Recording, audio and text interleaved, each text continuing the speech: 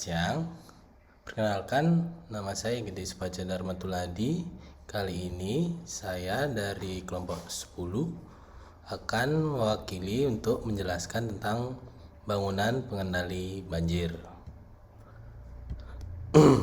Pengertian dari bangunan pengendali banjir. Pengendalian banjir merupakan bagian dari pengelolaan sumber daya air yang lebih spesifik untuk mengendalikan debit banjir. Umumnya melalui bangunan-bangunan pengendali banjir atau peningkatan sistem saluran air seperti yang ada di sungai dan drainase, dan pencegahan hal-hal yang berpotensi merusak dengan cara mengelola tata guna lahan daerah banjir. Pada hakikatnya, tujuannya pengendalian banjir adalah penurunan tingkat risiko ancaman terhadap jiwa manusia dan harta benda akibat banjir sampai ke tingkat toleransi, meminimumkan dampak banjir, mitigasi bencana banjir.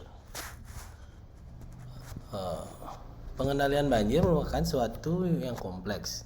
Dimensi rekayasanya atau engineeringnya melibatkan sangat banyak disiplin ilmu teknik antara lain hidrologi, hidrolika, erosi, das, teknik sungai, morfologi, dan sedimentasi sungai, rekayasa sistem pengendalian banjir, sistem drainase kota, bangunan air, dan lain-lain.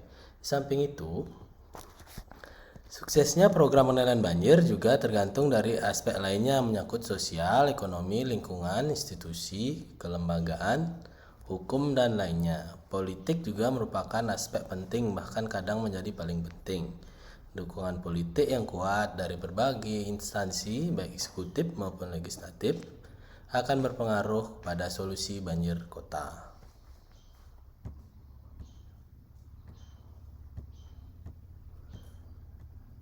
Pada dasarnya, kegiatan pengendalian banjir adalah suatu kegiatan yang meliputi aktivitas sebagai berikut: mengenali besarnya debit banjir, 2.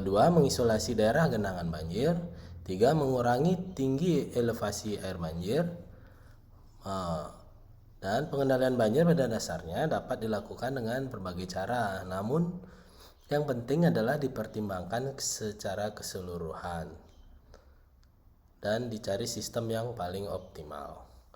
Kegiatan pengendalian banjir menurut lokasi atau daerah pengendaliannya dapat dikelompokkan menjadi 2, yaitu bagian hulu, yaitu dengan membangun atau dam pengendali banjir yang dapat memperlambat waktu tiba banjir, menurunkan besarnya debit banjir, pembuatan waduk lapangan yang dapat merubah pola hidrograf banjir, dan penghijauan di daerah aliran sungai.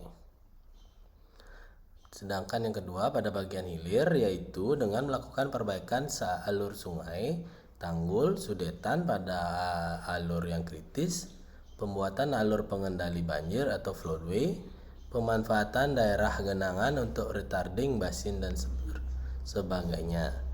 Sedangkan menurut teknis penanganan pengendalian banjir dapat dibedakan menjadi 2. Pertama adalah model struktur, yaitu pengendalian banjir secara teknis. Kedua adalah pengendalian banjir secara non-teknis atau metode non-struktur, di mana ini bisa dapat dibaca daripada bagan flowchart di depan sebagai berikut.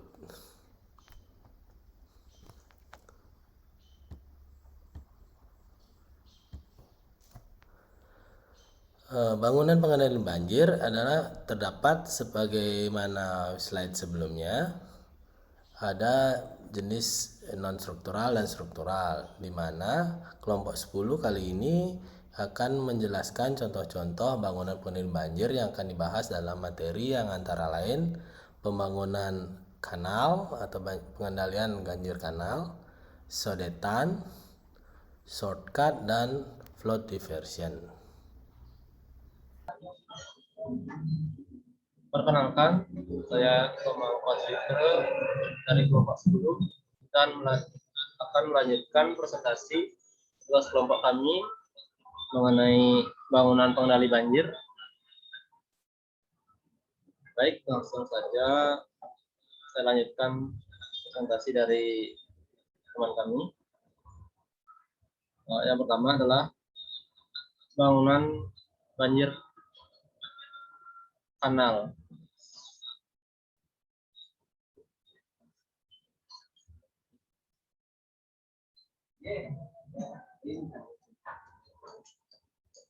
Kanal banjir adalah terusan saluran yang dibuat oleh manusia untuk mengendalikan bencana banjir akibat meluapnya aliran air atau sungai.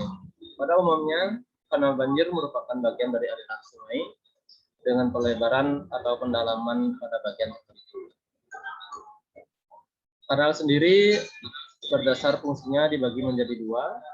Yang pertama adalah saluran air. Kanal ini umumnya digunakan untuk pengangkutan dan pengiriman air minum untuk konsumsi manusia, pengendalian banjir, dan irigasi pertanian. Kemudian yang kedua adalah waterways. Lebih diberdayakan sebagai jalur transportasi kapal-kapal pengangkut barang dan pengangkut manusia.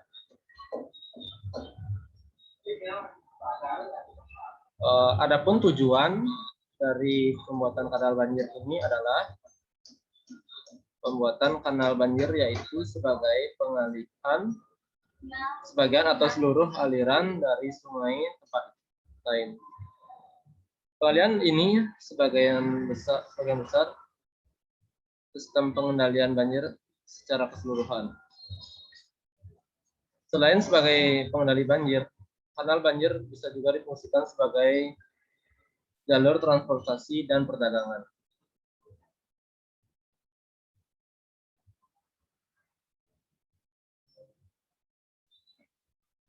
Kanal banjir adalah salah satu bentuk nyata dari beberapa prinsip pengendalian banjir. Prinsip tersebut diantaranya, yang pertama, menahan air sebesar mungkin di hulu dengan membuat waduk dan konservasi tanah dan air. Yang kedua, meresapkan ke dalam tanah air hujan sebanyak mungkin dengan sumur-sumur resapan atau rorak dan menyediakan daerah terbuka hijau. Yang ketiga, mengendalikan air di bagian tengah dengan menyimpan sementara di daerah retensi. Yang keempat, mengalirkan air secepatnya ke muara atau ke laut dengan menjaga kapasitas wadah air. Yang kelima, mengamankan penduduk, prasarana vital, serta harta benda. Yang keenam, adapun bentuk bangunan yang biasa dipakai dalam pembangunan kanal banjir yaitu dengan membangun percabangan air alur sungai. Alur sungai yang awalnya satu dipecah menjadi dua atau lebih. Kedua, muara sungai yang ada dibuat muara baru yang tidak sama dengan muara sungai asal.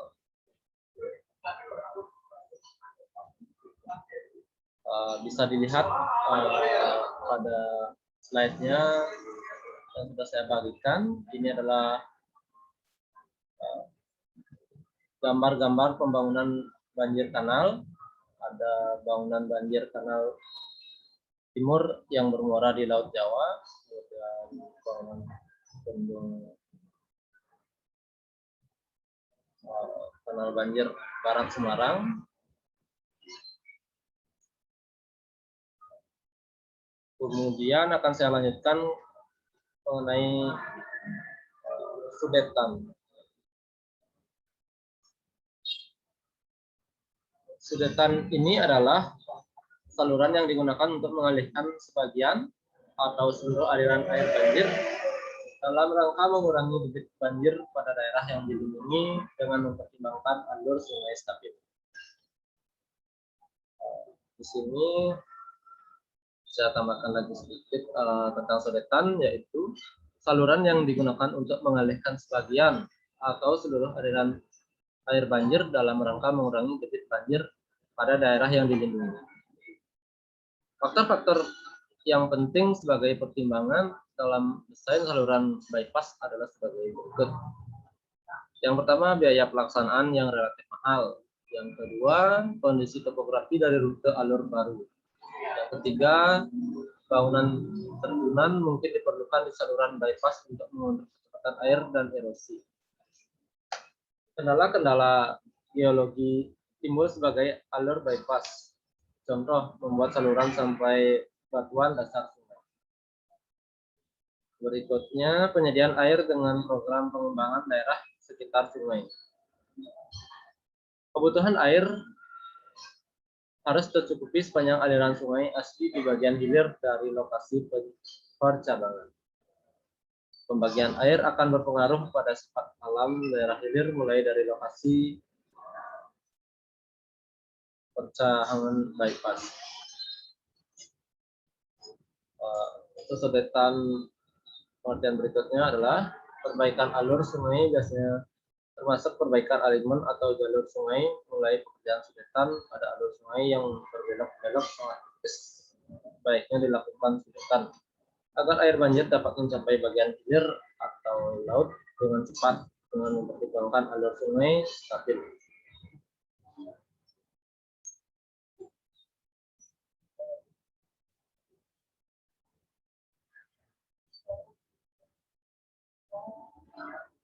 Selanjutnya adalah di samping itu alasan melakukan sudetan dalam kaitan dengan pengendalian banjir adalah yang pertama, sungai yang berkelok-kelok atau bermeander kritis adalah merupakan alur yang relatif tidak stabil. Dengan adanya sudetan akan lebih baik. Dengan adanya sudetan akan terjadi bentuk hidrograf banjir antara di bagian hulu dan hilir sudetan, sehingga akan menguntungkan daerah di bagian hulunya. Untuk gambar-gambar ilustrasi sudetan bisa dilihat di screen.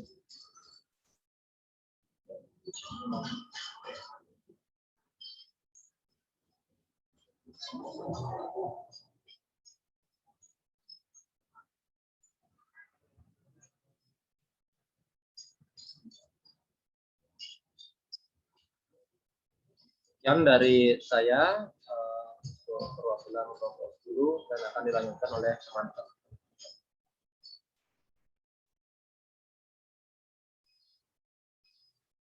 Dalam sudetan, terdapat pertimbangan teknis pembuatan sudetan. Yang pertama yaitu meter kritis. Sebelum melakukan sudetan, perlu dilakukan analisa mengenai kondisi meter sungai. Parameter meter kritis mempunyai hubungan proporsional, namun untuk menentukan kondisi meter, maka perlu dicari parameter setiap meter di sungai. Kemudian yang kedua yaitu perbaikan arah alur sungai di daerah sudetan. Pada suatu meter sungai, gerusan biasanya terjadi pada tikungan luar sehingga mengakibatkan pergerakan aliran sungai tersebut ke arah tikungan luar. Kemudian yang ketiga yaitu normalisasi penampang sudetan. Normalisasi penampang sudetan meliputi penampang melintang dan penampang memanjang alur sudetan. Kemudian yang terakhir yaitu bangunan perkuatan atau pengatur. Bangunan perkuatan atau pengatur yang diperlukan di sepanjang alur sudetan pada dasarnya untuk menstabilkan penampang melintang maupun mengatur dasar sungai penampang memanjang.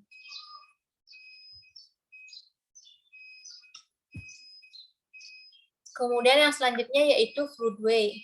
Floodway adalah suatu kanal pengelak banjir, yaitu suatu saluran yang berfungsi untuk mengurangi beban atau volume banjir suatu daerah yang kemudian dialirkan ke suatu daerah aman atau laut. Pembuatan floodway dimaksudkan untuk mengurangi debit banjir pada alur sungai lama dan mengalirkan sebagian debit tersebut melalui floodway. Hal ini dapat dilakukan apabila kondisi setempat sangat mendukung untuk membuat floodway. Ini merupakan gambar skema pembuatan floodway. Kemudian yang selanjutnya, floodway sendiri berfungsi untuk mengalirkan sebagian debit banjir pada waktu banjir sehingga debit banjir pada alur sungai lama akan berkurang dan akan menurunkan risiko banjir. Faktor yang harus menjadi perhatian dalam pembuatan floodway yaitu yang pertama, alur lama melewati kota sulit untuk diperbaiki sesuai dengan debit desain karena kesulitan lahan yang sudah penuh pemukiman. Kemudian yang kedua yaitu alur lama berbelok-belok terlalu jauh untuk menuju ke laut sehingga dari segi hidrolis tidak menguntungkan. Yang selanjutnya itu terdapat jalur untuk alur baru yang menguntungkan atau lebih pendek dengan menggunakan sungai kecil yang ada. Kemudian, pembebasan lahan pada alur footway tidak mengalami kesulitan. Yang terakhir yaitu tidak mengganggu pemanfaatan sumber daya air yang ada. Dalam perencanaan footway sendiri, kajian rekayasa setidak-tidaknya meliputi antara lain yaitu yang pertama, debit banjir rencana, kemudian yang kedua yaitu jalur footway, yang ketiga yaitu perencanaan alur footway yang meliputi penampang, memanjang, dan melintangnya. Kemudian pembebasan lahan pada alur footway tidak mengalami kesulitan. Yang terakhir yaitu bangunan pembagi banjir. Sekian presentasi dari kami ucapkan terima kasih.